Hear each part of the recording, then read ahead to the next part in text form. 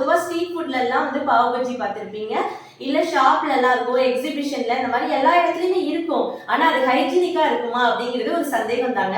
நம்ம வீட்லயே குழந்தைங்களுக்கு ரொம்ப ஆரோக்கியமான முறையில இந்த பாவ் பஜ்ஜி செஞ்சு கொடுக்கலாம். ரொம்ப எளிமையாவும் இருக்கும். இது சப்பாத்திக்கும் வச்சுக்கலாம், தோசைக்கும் வச்சுக்கலாம். இந்த பாவ் பஜ்ஜி பன்னில மட்டும் தான் வச்சு சாப்பிடணுமா அப்படிங்கறதெல்லாம் கிடையாதுங்க. வாங்க இந்த பாவ் பஜ்ஜி எப்படி செய்யுதுங்கிறத பார்க்கலாம். பாவ் பஜ்ஜி மசாலா செய்யறதுக்கு வெஜிடபிள்ஸ் எல்லாத்தையும் குக் பண்ணி எடுத்துக்கலாம். நான் வந்து 4 வெஜிடபிள்ஸ் எடுத்திருக்கேன். அது ஒவ்வொன்றையும் சேர்த்து குக் பண்ண போறோம். பீன்ஸ் 1 கப் எடுத்துக்கலாம், பச்சை பட்டாணி 1/2 கப், கேரட் 1 கேரட்டை இந்த மாதிரி கட் பண்ணி வச்சிருக்கேன், அதையும் சேர்த்திருக்கேன்.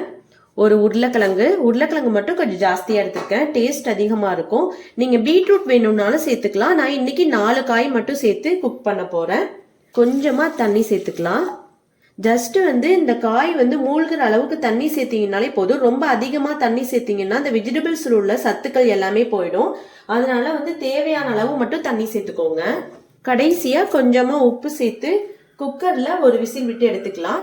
வெஜிடபிள்ஸ் எல்லாமே நல்லா குக் ஆகி வந்துருச்சு. இப்ப மசிச்சு எடுத்துக்கலாம். இந்த மாதிரி நல்லா மசிச்சு எடுத்துக்கோங்க. வெஜிடபிள்ஸ் எல்லாமே இந்த மாதிரி நல்லா மசிச்சு எடுத்துக்கணும். இப்ப பாவ் பஜ்ஜி மசாலா ரெடி பண்ணிடலாம்.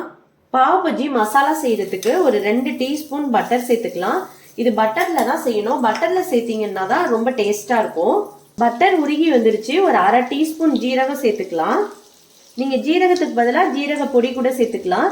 ஜீரகம் வந்து நல்லா பொரிஞ்சு வந்துருச்சு. இந்த ஸ்டேஜ்ல வெங்காயம் சேர்த்துக்கலாம். வெங்காயம் வந்து 1 கப் சேர்த்துக்கிறேன். உங்களுக்கு கிரேவிக்கு ஏற்ற மாதிரி வெங்காயம் சேர்த்துக்கோங்க. வெங்காயம் வதங்கிருச்சு. 1 டீஸ்பூன் இஞ்சி பூண்டு பேஸ்ட் சேர்த்துக்கலாம்.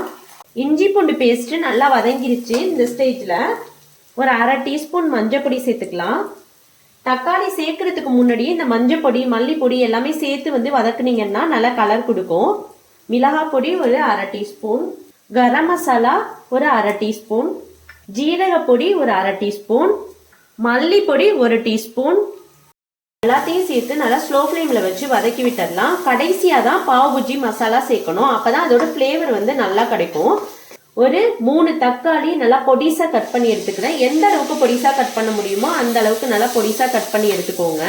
இந்த தக்காளி நல்லா கொலைய வந்து வதக்கி விடணும். தக்காளி நல்லா பேஸ்ட் பதத்துல இந்த மாதிரி நல்லா வதங்கி வந்துருச்சு. இப்ப ஒரு குடமிளகா இந்த மாதிரி பொடிசா கட் பண்ணி சேர்த்துக்கலாம்.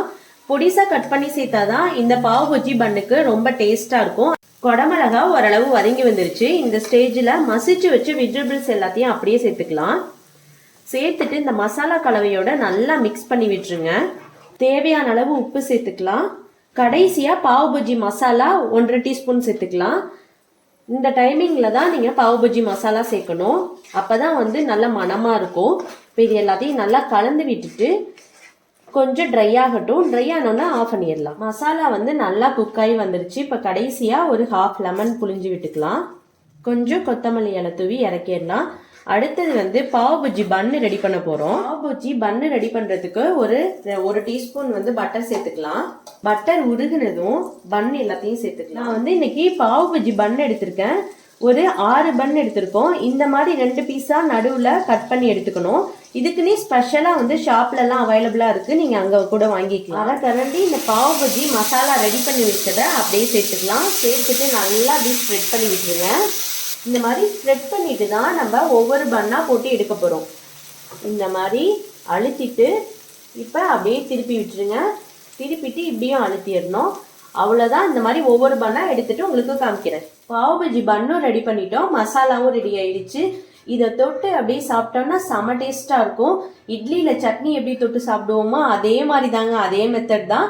ட்ரை பண்ணி பார்த்துட்டு என்னோட கமெண்ட் செக்ஷன்ல சொல்லுங்க. இந்த வீடியோ உங்களுக்கு பிடிச்சிருந்துச்சுன்னா சப்ஸ்கிரைப் பண்ணுங்க, லைக் பண்ணுங்க, மறக்காம பெல் ஐகானை கிளிக் பண்ணிடுங்க. தேங்க்யூ ஃபார் வாட்சிங்.